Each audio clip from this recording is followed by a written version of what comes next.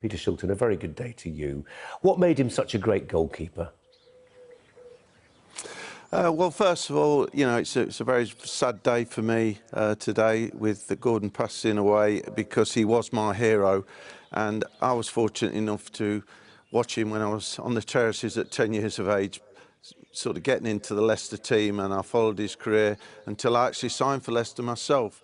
And I had the opportunity to watch him up close as a youngster, but also had about a year with him where we trained together once a week.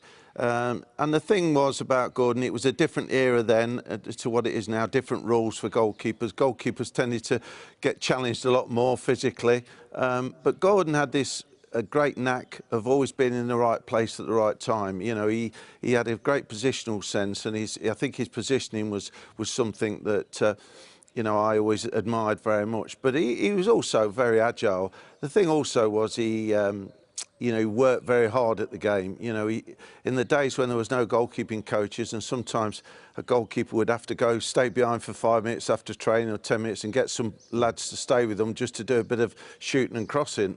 Gordon used to go back Tuesday and Thursday afternoons and do extra training. So that was his dedication, and that obviously enabled him to make the sort of saves that he made against Pele because of all that hard work, and obviously that's something I admired about him.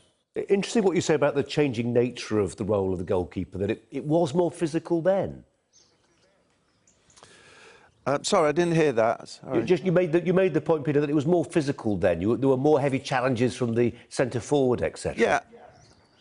Well, the rules are different. You're allowed to go around the penalty box, bouncing the ball, but obviously there was the physical challenges were more. Strikers would challenge keepers a lot more, but it's still the same job: keep the ball out the net, and obviously the goalkeepers didn't have to sort of do this playing with the feet as much at all, really. And like I say, it was a different era, but at that time it was a great era as well. There was a lot of characters in the game, but Gordon, right through his career, I took over from him from England. I took over when I was 17 at Leicester, when Leicester sold him to Stoke. I went to Stoke. A lot of people thought I took over from Gordon, but I didn't. I took over from another goalkeeper called John Farmer, who'd taken over from Gordon previously, and Gordon was actually youth team coach. But the thing about Gordon was he was always such a nice fella.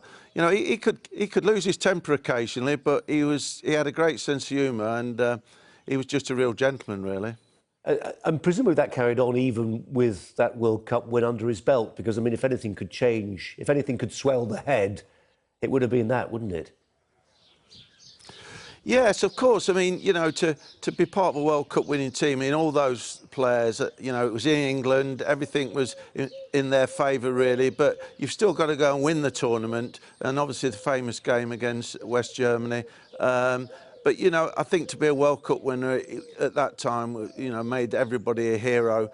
And, not very often a goalkeeper's remembered for saves. It's always usually when something goes wrong in games. But Gordon's save against Pele obviously was what really, highlighted him as a world-class goalkeeper. And like I say, I think, it wasn't by accident that he made that save. It was a lot of hard work that he put in before that save. Yeah. Do we obsess a little bit about that one particular save to the point where we forget about all the other work that he did? Well, of course, I mean, he had a great career at Leicester. He got to, I think it was a couple of FA Cup finals. Leicester lost both of them. And I think they won a League Cup when he went to Stoke. And of course, he was always a great goalkeeper, whichever club he played for, really. And that's why he got in the England team. And I actually took over from him because he had an accident, a car accident, and injured his eye, and he really couldn't play again. I think later on he went and played it a little bit in America, but when that sort of took off a little bit, but he was basically finished, and it was a bit. Cut his career a little bit short at the time because, he still had quite a few years in front of him, I felt.